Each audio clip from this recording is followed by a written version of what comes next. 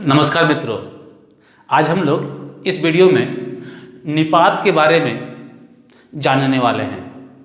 यह व्याकरण का अंश है और इसे अव्यय के अंतर्गत पढ़ा जाता है। अव्यय के अंतर्गत पढ़ा जाता है। हम लोग जानते हैं कि अव्यय के 4 भेद हैं और 4 भेदों में ये जो है निपात एक भेद नहीं है, लेकिन इसे अव्यय के अंतर्गत पढ़ने का कारण एक ही है।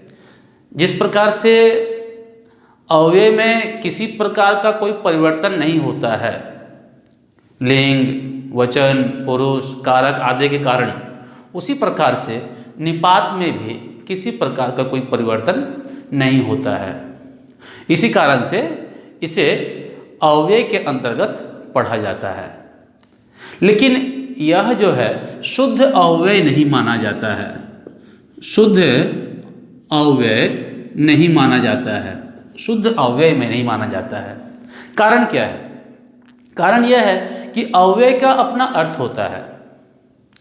अव्यय का अपना अर्थ होता है, लेकिन निपात का अगर देखेंगे तो निपात का कोई अर्थ नहीं होता है। ठीक, तो प्रश्न उठता है कि निपात है क्या? तो निपात जो है अव्यय शब्द के रूप में भी कह सकते हैं इसे, या शब्द कह सकते हैं। तो निपात क्या है उसे हम यहाँ लिखते हैं क्या, कि जो शब्द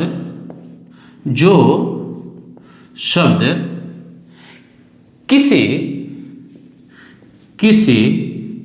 पद समूह या वाक्य के साथ जुड़कर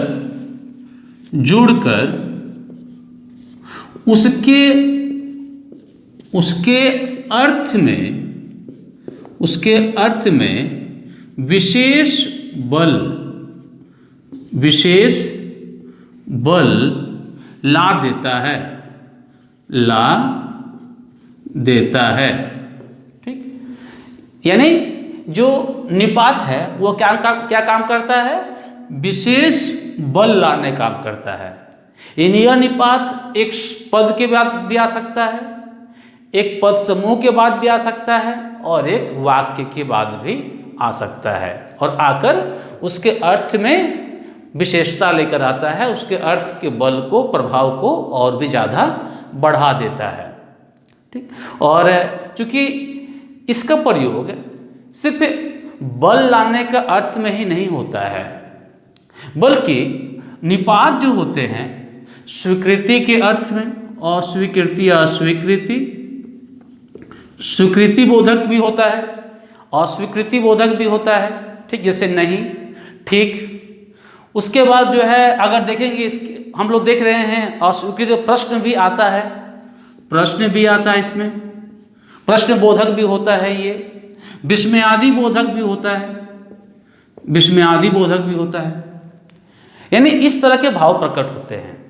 लेकिन अधिकतर जो हम लोग पढ़ते हैं वाक्य में, वह विशेष बल लाने वाला ही होता है। और चूंकि निपात का प्रयोग विभिन्न अर्थों में होता है, एक अर्थ में नहीं होता है। इसका निपात नाम इसलिए पड़ा है कि इसका प्रयोग विभिन्न अर्थों में होता है। यास्क के अनुसार, विद्वान यास्क के अनुसार किसका प्रयोग विभिन्न अर्थों में होता है, इसलिए इसका नाम जो है निपात है। तो हम लोगों ने देखा क्या कि ये परिभाषा है कि किसे कहते हैं कि जो शब्द किसी पद समूह या वाक्य के साथ जुड़कर उसके अर्थ में विशेष बल ला देता है, उसे निपात कहते हैं। और निपात का प्रयोग सिर्फ विशेष बल लाने के लिए ही नहीं, बल्कि अस्वीकृति या स्वीकृति के अर्थ में, प्रश्न के अर्थ में या विस्मयादि के अर्थ में भी जो है प्रयोग होता है। ये मुख्य बातें हैं। तो हम लोग देखते हैं कि हिंदी में ऐसे कितने सारे शब्द हैं जिसका हम प्रयोग निपात के रूप में करते हैं। तो जैसे उदाहरण के रूप में अगर देखेंगे हम लोग, उदाहरण के रूप में देखेंगे मित्रों, तो बहुत सारे शब्द मिलेंगे। तो जो मुख्यतः प्रयोग होते हैं उसे हम यहाँ पर देखते हैं।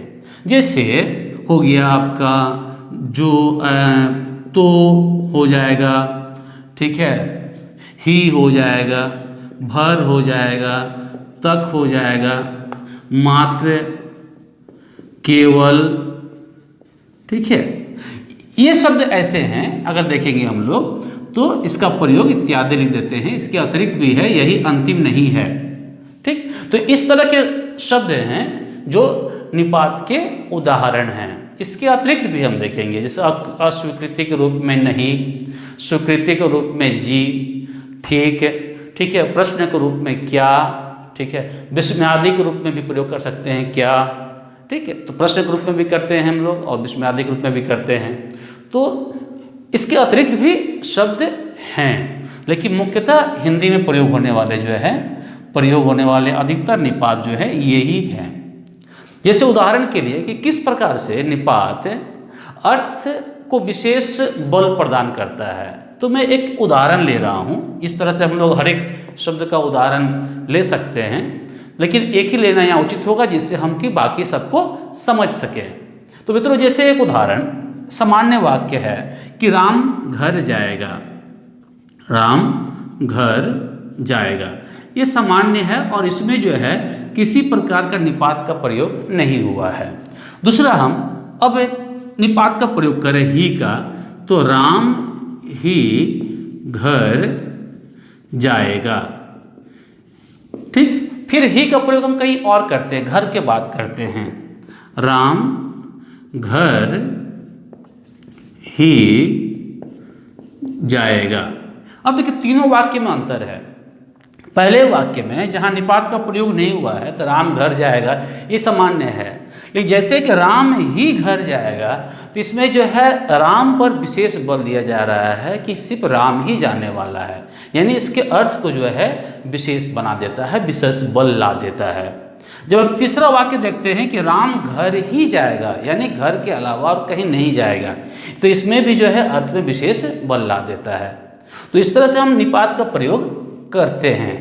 और इसके बाद का प्रश्न आता है, विशेषकर जो 10 के विद्यार्थी होते हैं, कक्षा 10 के, पद परिचय करना होता है, तो पद परिचय के रूप में ही पूछा जाता है कि किस तरह से हम परिचय दें, पद परिचय जो है निपात का हम कैसे दें, ठीक। तो ये बहुत ही आसान है, चूँकि अव्यय शब्द हैं, ये अव्यय शब्द के अंतर्गत ही माना जाता है, इसलिए यहाँ पर संज्ञा, लिंग, वचन सब देने की जरूरत नहीं होती है।